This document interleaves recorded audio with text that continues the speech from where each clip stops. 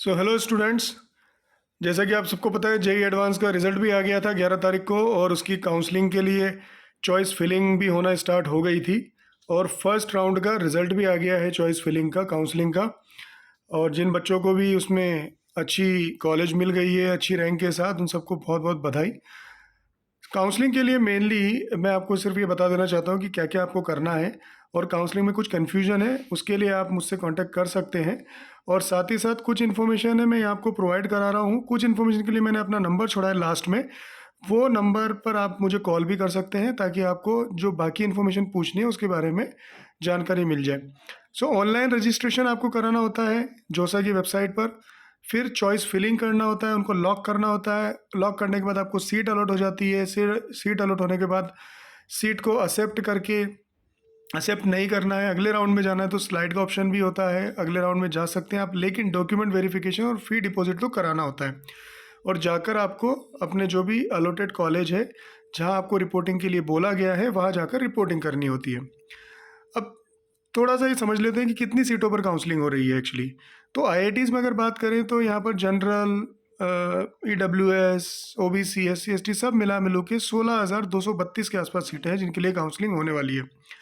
अगर एनआईटीज़ की बात करें तो ये करीब 23,997 है। और ट्रिपल आईटीज़ की बात करें तो 6,000 के आसपास सीटें हैं। सारा कैटेगरी वाइज यहाँ ब्रेकअप दिया हुआ है आपके सामने। और अगर हम जीएफटीआईज़ की बात करें, यानी गवर्नमेंट फंडेड टेक्निकल इंस्टीट्यूट्स की, तो 6,000 अगेन इसमें भी सीट है। ऐसे करके IITs, triple IITs, NITs, GFTI सब में मिला के करीब 50,000 से ज़्यादा सीटें हैं, यानी कि अच्छे कॉलेजेस की सीटें हैं जो 50,000 से ज़्यादा है। इसके अलावा भी कुछ और कॉलेजेस हैं जिसमें प्राइवेट यूनिवर्सिटीज़ आ जाती हैं, जिसमें कि स्टेट के गवर्नमेंट कॉलेजेस आ जाते हैं, स्टेट के प्राइवेट कॉलेजेस आ जाते हैं, वो भी जेई के थ्रू ही फिलअप होंगे। तो उसमें भी आपके पास सीटें अवेलेबल हैं। तो कुल मिला के मोटे मोटे तौर पर 55-60 हज़ार सीटें आपके लिए अच्छे कॉलेजेस में अवेलेबल है। तो आप इसके लिए फ़ाइट कर सकते हैं।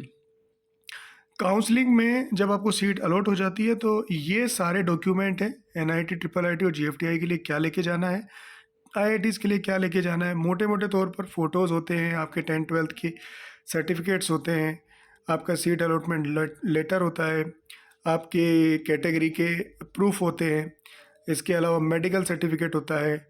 इसके अलावा अगर कोई डिसेबल पर्सन है तो उसके लिए एक सर्टिफिकेट होता है।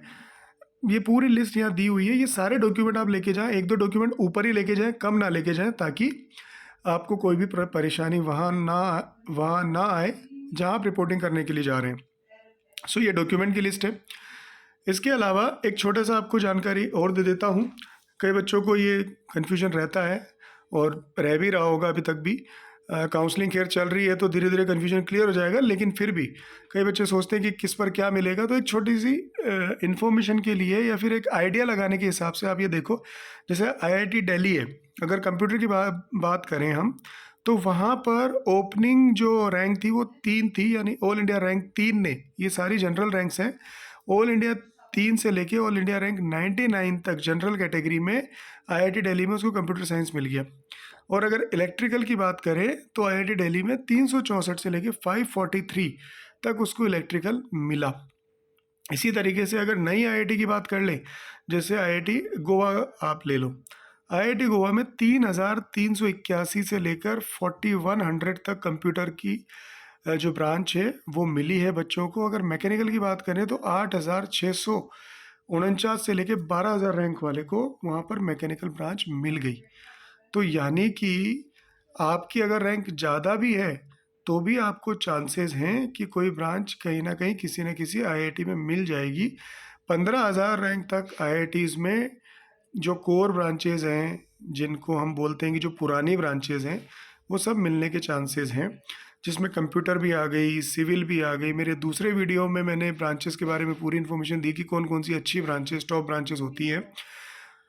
मैकेनिकल आ गई, इलेक्ट्रिकल आ गई, इलेक्ट्रॉनिक्स आ गई, मैथमेटिक्स एंड कंप्यूटिंग आ गई, इलेक्ट्रिकल एंड इलेक्ट्रॉनिक्स आ गई। ये सारी ब्रांचेस जो है ना अच्छी ब्रांचेस में मानी जाती हैं। और इसके अलावा एनआईटीज़ की अगर बात करें तो ये वहाँ की ओपनिंग एंड क्लोजिंग रैंक है। जैसे कि 2060 रैंक पर कंप्यूटर मिल गया एनआईटी त्रिची में, करेक्ट, और इसकी क्लोज हो गई 5,300 पर रैंक। इसी तरीके से मैकेनिकल में अगर बात करें तो 4,000 पर अगर मिल गया है NIT त्रिची में, और 12,970 रुपये वो क्लोज हुआ है। नई अगर किसी अपन NIT की बात कर लेते हैं, तो नई NIT मैंने डाली नहीं है इसमें, लेकिन फिर भी जैसे कुरुक्षेत्र की बात करें तो वहाँ पर 12,000 से लेकर और इवन 18,000 से लेकर मैकेनिकल जो है, मैकेनिकल इसमें 11,195 से लेकर 18,000 तक मैकेनिकल मिली है। आप ये देखो 9,400 से लेकर 16,200 तक इसमें इलेक्ट्रिकल की जो ब्रांच है ना वो उपलब्ध है। सो आई मीन अगर आपके पीछे भी रैंक है तो भी आपको अच्छी ब्रांचेस मिल रही हैं, लेकिन बस कॉलेजेस का थोड़ा सा कॉम्प्रोमाइज़ करना पड़ेगा। ये एक आइडिया के लिए है जो आपकी स्क्रीन पर है।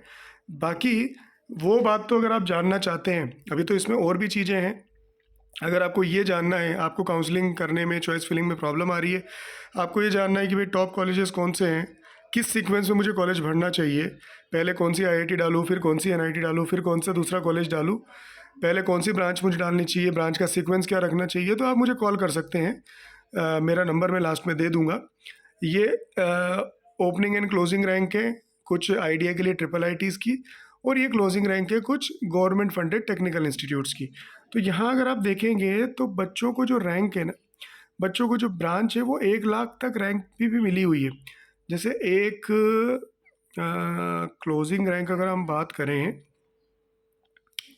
एग्रीकल्चर इंजीनियरिंग की आसाम यूनिवर्सिटी में, तो इसकी जो क्लोजिंग रैंक है वो 2017 में 1,70,000 भी गई थी, 1,09,000 भी गई है 2016 में। 2020 में ये 48,000 पे आ गई है, जल्दी क्लोज हो गई है। तो अगर बात करें हम तो 60-70,000 तक भी इवन ब्रांचेस जो हैं उसमें हमें एडमिशन मिल रहा है गवर्नमेंट फंडेड टेक्निकल इंस्टीट्यूट्स में भी। तो ज़्यादा घबराने की बात है नहीं, अगर आपकी रैंक पीछे भी है तो आपको कहीं ना कहीं एडमिशन मिल सकता है, बस थोड़ा सा रिसर्च करने की ज़रूरत है। ये सब आपको आइडिया देगा। और जैसे कि मैंने आपको बोला है कि अगर आपको ये जानना है कि मैं पहले कौन सा कॉलेज भरूँ, फिर कौन सी ब्रांच भरूँ, थोड़ा आपको अगर कन्फ्यूजन हो रहा है तो आप मुझे ये जो नंबर दिया हुआ है इस पर कॉल भी कर सकते हैं, मुझे मैसेज कर सकते हैं, व्हाट्सएप कर सकते हैं, और मैं आपको पूरा हेल्प करूँगा कि किस तरीके से आपको ब्रांच का या कॉलेज का सीक्वेंस रखना चाहिए। सो इसी तरीके के और वीडियो देखने के लिए आप जुड़े रहिए मेरे साथ एंड सब्सक्राइब कीजिए मेरा चैनल। Thank you.